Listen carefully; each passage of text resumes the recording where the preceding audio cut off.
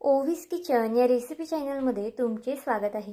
तर आज आपण ना पावसाळा स्पेशल अशी भन्नाट रेसिपी करणार आहोत। तर बघा, त्यासाठी इथे मी मूठभर इतकी कोथिंबीर घेतली आहे। थोडीशी जास्त आहे मुठीला। आता ही रेसिपी मी 2 व्यक्तींनुसार करत आहे, त्यानुसार इतकी कोथिंबीर पुरेशी आहे। कोथिंबीर स्वच्छ अशी पाण्याने धुवून घ्यायची आहे। जर कोथिंबीरमध्ये जास्त निवार वगैरे काड्या असतील तर त्या तुम्ही काढून घ्या, पण जर कवळ्या काड्या असतील तर त्या वापरल्या तरी सुद्धा चालतील। आता कोथिंबीर धुतल्यानंतर आपल्याला अतिशय बारीक अशी चिरून घ्यायची आहे। बघा, कोथिंबीर छान अशी बारीक चिरायची आहे, जास्त मोठी मोठी वगैरे सुद्धा ठेवायची नाही। तर इथे बघा, आता सगळी कोथिंबीर अशाच पद्धतीने बारीक चिरून घेते। तोपर्यंत जर तुम्ही चॅनलवरती नवीन असाल आणि चॅनलला अजूनही सबस्क्राईब केलं नसेल तर एक लाईक आणि एक सबस्क्राईब नक्कीच करून घ्या, कारण की नवीन यूट्यूबरसाठी तुमचं एक एक लाईक एक एक सबस्क्राईब हे खूप जास्त मोलाचं असतं। तर बघा, आता सगळी कोथिंबीर इथे मी छान बारीक चिरून घेतलेली आहे आणि देठं वगैरे सुद्धा घेतलेली आहेत, कारण की देठं खूप जास्त कोवळी आहेत, त्यामुळे देठांचा सुद्धा आपल्याला इथे वापर करायचा आहे। तरी इथे बघा, थोडीफार जर लांब वगैरे कोथिंबीर तुम्हाला दिसत असेल तर ती तुम्ही हाताने अशा पद्धतीने बारीक सुद्धा करून घ्या, कारण की या रेसिपीसाठी आपल्याला जास्त मोठी मोठी कोथिंबीर नको आहे। आता बघा, एक कढई ठेवली आहे। कढईमध्ये आपण तेल घालून घेऊया। आता इथे मी तुम्हाला सुरुवातीलाच सांगते की कारण की आपण वडी, कोथिंबीरचे धपाटे किंवा भजी वगैरे असं काही करत नाही। अतिशय वेगळी रेसिपी आहे। यापूर्वी तुम्ही ही रेसिपी कधीच केली नसेल, इतकी जास्त वेगळी आहे। तेल तापलं की त्यामध्ये अर्धा चमचा जिरं घालून घेतलेलं आहे। एक मोठा चमचा मी हिरवी मिरची आणि लसणाची पेस्ट घातलेली आहे। तिखट तुम्ही तुमच्या आवडीनुसार कमी किंवा मग जास्त करू शकता। पांढरे तीळ घालून घेतलेले आहेत भरपूर असे। आता हे छान आपण तेलावरती परतून घ्यायचं आहे। तर इथे बघा, जे पांढरे तीळ आहे त्याचा असे छान सोनेरी रंग झाला की आपल्याला यावरती कोथिंबीर घालून घ्यायचं आहे। जास्त सुद्धा परतू नका, कारण की पांढरे तीळ वगैरे लगेच जळू वगैरे शकतात, मग त्याचा करपट वास येतो। आता इथे तुम्हाला वाटत असेल की आपण भाजी वगैरे करतोय, पण असं सुद्धा अजिबात नाही। रेसिपी खूप जास्त वेगळी आहे आणि दिसायला तर इतकी अप्रतिम दिसते ना, तर तुम्ही नक्कीच एकदा ही व्हिडिओ बघितल्या करायला घ्याल, कारण की इतकी जास्त सोपी आणि अगदी झटपट बनणारी आहे। तर बघा, कोथिंबीर सुद्धा फक्त 1 मिनिटासाठी मी इथे परतून घेतली आहे। जास्त सुद्धा आपल्याला कोथिंबीर परतायची नाही। आता कोथिंबीर छान परतून झाली की यामध्ये मी अर्ध्या ग्लासला थोडंसं कमी पाणी घातलेलं आहे। चवीनुसार मीठ घालून घ्यायचं आहे आणि हे छान असं मिक्स करून घ्यायचं आहे। आता फास्ट गॅस करायचा आहे, कारण की आपल्याला याला छान अशी उकळी काढून घ्यायची आहे। तर बघा, इथे गॅस मी फास्ट करून घेतलेला आहे। आता याला हलकीशी अशी उकळी आली की यामध्ये आपल्याला रवा घालून घ्यायचा आहे। आता इथे आपण मेंदूवडे वगैरे सुद्धा करत नाही। रेसिपी अगदी युनिक आहे, वेगळी आहे। यापूर्वी ही रेसिपी तुम्ही कधीच केली नसणार आणि जर पाहुणेरावळी आली ना तर नक्कीच ही रेसिपी आवर्जून करा, कारण की ही रेसिपी त्यांना खूप जास्त आवडणार आहे। तर बघा, बारीक रवा घेतलेला आहे मी इथे। जर तुमच्याकडे जाड रवा असेल तर तो सुद्धा इथे तुम्ही वापरू शकता। आता अगदी थोडा थोडा करून यामध्ये आपल्याला रवा घालायचा आहे। एकदम सुद्धा रवा घालू नका। व्हिडिओ दाखवते त्या पद्धतीनेच तुम्ही सुद्धा अगदी थोडा थोडा रवा घाला, म्हणजे ज्या रव्याच्या गुठळ्या वगैरे अजिबात होणार नाही आणि व्यवस्थित असा रवा छान मिक्स होईल कोथिंबीरमध्ये। तर इथे बघा, छान असा रवा इथे मी मिक्स करून घेतलेला आहे। हा उपमा वगैरे सुद्धा नाही आहे। रेसिपी खूप वेगळी आहे, युनिक आहे। तर बघा, छान असे मिक्स करून घेते। आता पाणी बऱ्यापैकी संपलेलं आहे। आपल्याला हे खूप जास्त घट्टच पाहिजे, त्यामुळे पाणी सुरुवातीलाच कमी घाला आणि जर नंतर तुम्हाला शेवटी जास्त पाणी वाटत असेल किंवा बॅटर वगैरे थोडंसं पातळ वाटत असेल तर तुम्ही रव्याचं प्रमाण वाढवू शकता। तर बघा, रवा छान असा कोथिंबीरमध्ये मिक्स केलेला आहे। गॅसची फ्लेम अगदी स्लो ठेवायची आहे, फास्ट गॅस करू नका, नाहीतर जो रवा आहे तो खाली चिटकू शकतो।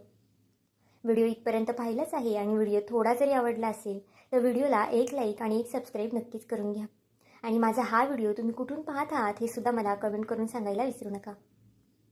तर इथे बघा, छान असे हे हलवून घेतलेले आहे।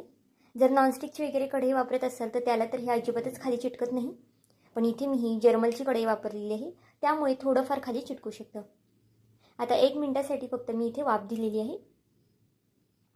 आता हे जे बॅटर आहे ते आपल्याला जास्त सुद्धा शिजवत बसायचं नाही, अगदी थोडंसं शिजवायचं आहे। बघा, आता पुन्हा इथे मी झाकण ठेवणार आहे, कारण की रवा जो आहे अजून आपला थोडासा कच्चा आहे। 90% तरी आपल्याला यामध्ये रवा शिजून घ्यायचा आहे। बॅटर अगदी आपल्याला जसं पाहिजे तसंच घट्ट झालेलं आहे। जर पाण्याचं प्रमाण आणि रव्याचं प्रमाण तुम्ही परफेक्ट असं घेतलं ना, तर तुमचं बॅटरसुद्धा जे आहे ते अगदी परफेक्ट होणार आहे. जास्त पातळसुद्धा नाही आणि जास्त घट्टसुद्धा नाही. तर इथे बघा पुन्हा 1 मिनिटासाठी मी झाकण ठेवलेलं होतं. आता जे आपलं पीठ आहे ते परफेक्ट असं शिजलेलं आहे. आता मोजून जर मिनटं मोजली तर मी इथे 3-1 मिनटं फक्त हे पीठ शिजून दिलेलं आहे. कारण की रवा शिजायला इतकासा वेळ लागत नाही. अगदी 4 ते 5 मिनिटामध्ये रवा शिजला जातो. आता बघा एका प्लेटमध्ये हे आपलं पीठ जे आहे ते काढून घेतलेलं आहे.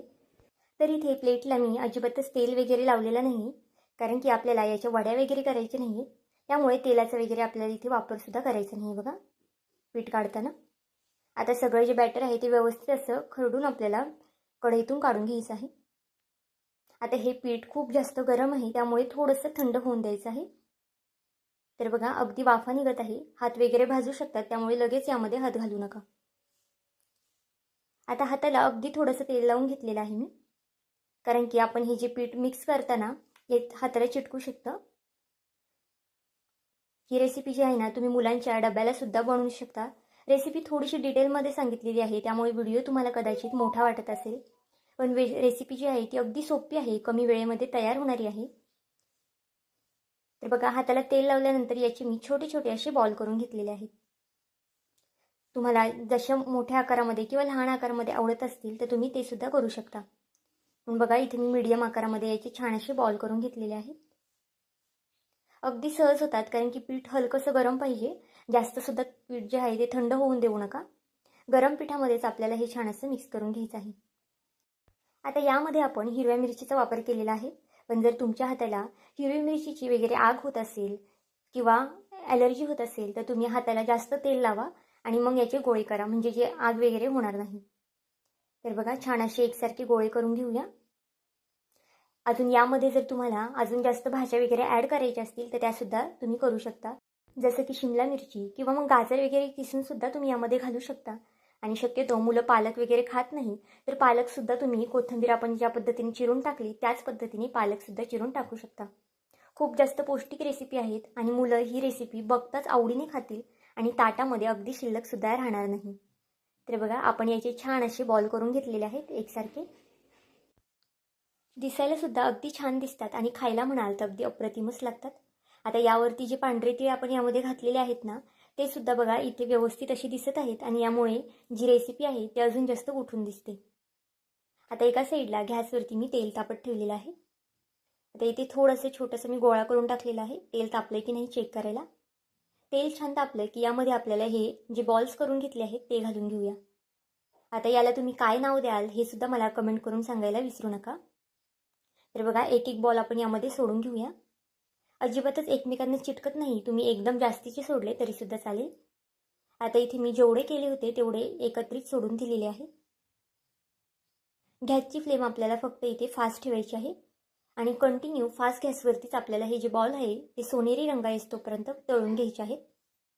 आता इथे गॅस जो आहे तो फास्ट का करायचा हे सुद्धा मी तुम्हाला सांगते, कारण की रवा वगैरे तळायला थोडासा वेळ लागणार आहे आणि आपला रवासुद्धा आतमध्ये शिजलेला आहे आणि कोथिंबीरसुद्धा अगदी परफेक्ट अशी शिजलेली आहे अगोदरच.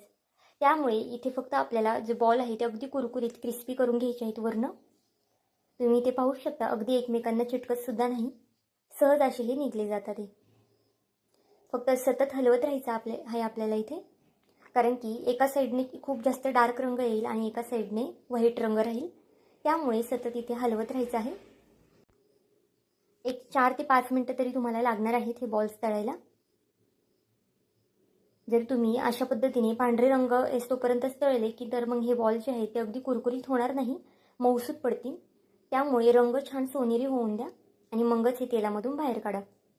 आता यासोबत तुम्ही चटणी खाऊ शकता किंवा मग नुसतेसुद्धा चहाबरोबर खाऊ शकता किंवा मग टोमॅटो केचपसुद्धा सोबत मुलांना देऊ शकता. खूप जास्त चवीला अप्रतिम लागतं. तर बघा छान सोनेरी रंग येतोपर्यंत आता मी हे तळून घेतलेले आहे. आता एका प्लेटमध्ये आपल्याला हे काढून घ्यायचे आहे. व्हिडिओ नक्कीच आवडला असेल तर तुम्ही मित्रमैत्रिणींसुद्धा तुमच्या शेअर करा, कारण की ही रेसिपी सगळ्यांनाच आवडण्यासारखी आहे आणि अगदी कमीत कमी वेळेमध्ये तयार होणारी आहे. तर इथे बघा सगळे बॉल जे आहेत ते एका प्लेटमध्ये मी काढून घेतलेले आहेत. आता हे खूप जास्त गरम आहे, त्यामुळे इथे मी सुरीने तुम्हाला कट करून दाखवते. वरनं अगदी कुरकुरीत आणि आतमधनं जे आहेत ते अगदी मऊसूत असे झालेले आहेत. अगदी लहानांपासून मोठ्यांपर्यंत सगळ्यांनाच ही रेसिपी आवडेल, कारण की चवीला अप्रतिम होते. तर इथे बघा छान असे गरमागरम तुम्ही हे बॉल्स लहान मुलांना देऊ शकता.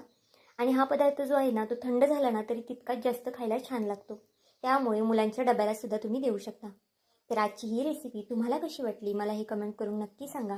आणि चॅनलवरती नवीन असाल तर चॅनलला एक लाईक आणि एक सबस्क्राईब करायला विसरू नका.